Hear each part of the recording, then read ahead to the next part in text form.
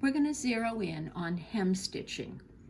Again, I'm going to show you what a row of hem stitching looks like on this loom. This is hem stitching right down here. And the purpose of hem stitching is to give you a finished edge. It's really a very lovely, pretty finished edge. And when your piece is done, you can take it off the loom and it's finished. And I love to do hem stitching, and once you get it, you will have it forever. So on this little loom, notice that I have 2 rows, 2 picks of weft. 1, 2. And I'm starting from the left. You can also start from the right, okay? I want you to think about encasing or circling 2 warp threads at a time. So with my left hand, I'm going to take these 2 warp threads and I'm just going to kind of hold them in my fingers.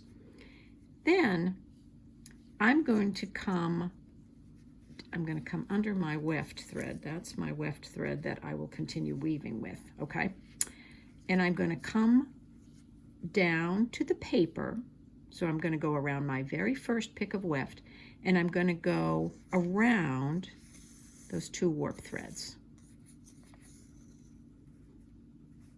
Okay, so I've come underneath them and I've gone around them, and my thread is sort of coming down on a diagonal. Now, to totally encompass those 2 warp threads, I'm going to come up between warp thread number 2 and number 3.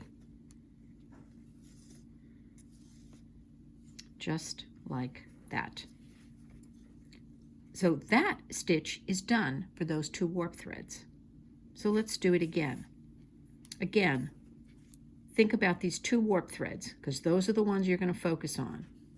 My thread is going to come down kind of on a little diagonal, and I'm going to go down to that first pick of weft.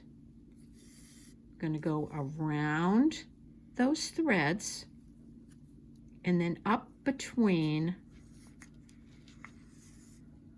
those 2 warp threads and the next group.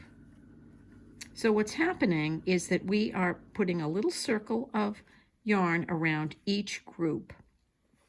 For the set that we have, 2 warp threads is perfect. So I'm going to do it again for you. My thread's going to come down on a little diagonal. I'm going to go down below that first pick of weft, go around those threads, and then come up between that group that I'm doing my hem stitching on and the next group. So we have 2, 4, 6. This is 1, 2, 3 stitches. I'm going to do it one more time. Coming down underneath, making a little circle around those 2 warp threads, and then coming up between that group and the next group. Okay.